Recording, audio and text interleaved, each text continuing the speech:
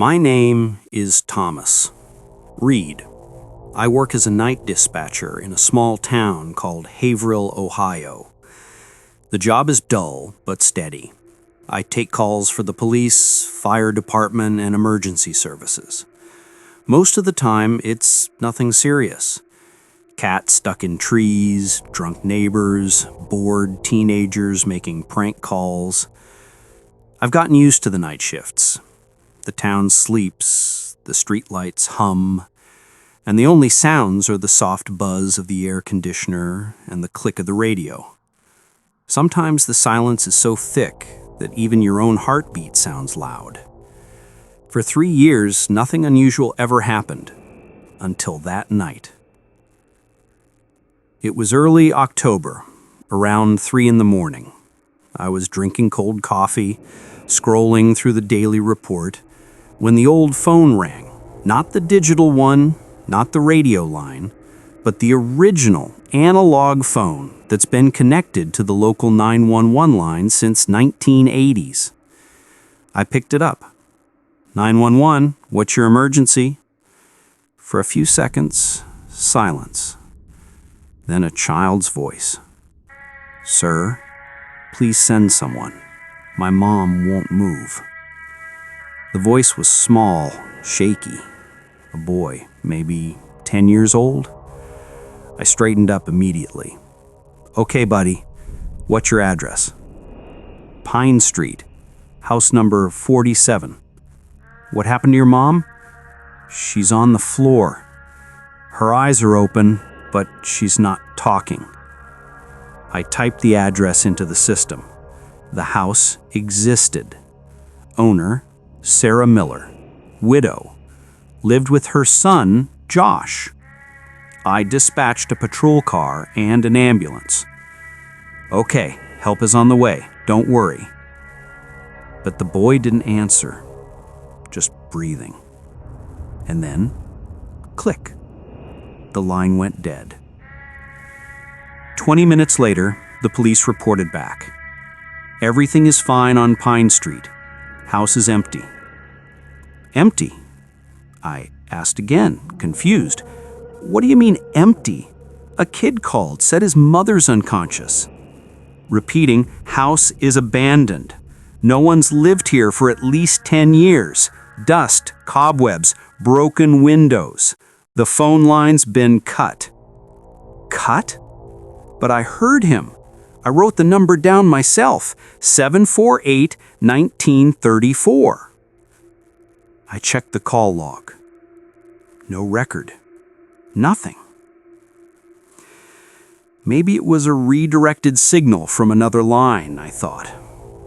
But still, the boy's voice, it was too real, too scared.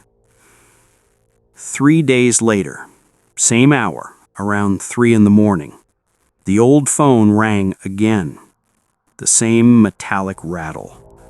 I lifted the receiver, breathing. Then the same boy's voice. Why didn't you come? My blood ran cold. Who is this? Josh? My mom still won't move, he whispered. Now she's looking at me. Click. Silence. I typed the number again. 748-1934. The system said, number does not exist. The next day, I drove to Pine Street myself. House number 47 stood deep at the end of the road. Gray, peeling paint, boarded up windows. But the old telephone wire still ran from the pole right into the house. The front door wasn't locked.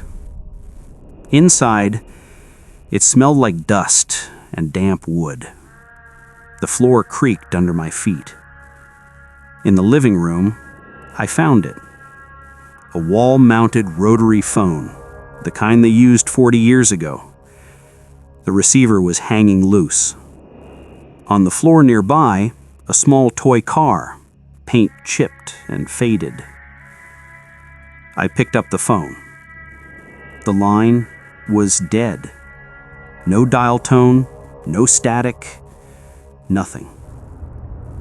Then I noticed something else. Fresh footprints. Tiny, barefoot prints in the dust, leading toward the kitchen. I followed them, and that's when I saw her. A woman, standing in the corner, facing the wall. Her skin was pale gray, her hair tangled and matted. She wasn't moving. When I stepped closer, she turned her head. Her eyes were wide open. No pupils. I stumbled backwards, knocking over a chair, and then my work phone rang in my pocket, hands shaking. I looked at the screen. The caller ID said 748-1934.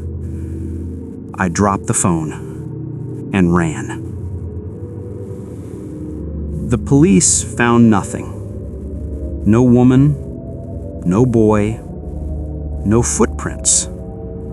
Just the same dead telephone, disconnected from any line. I tried to forget. I wanted to forget.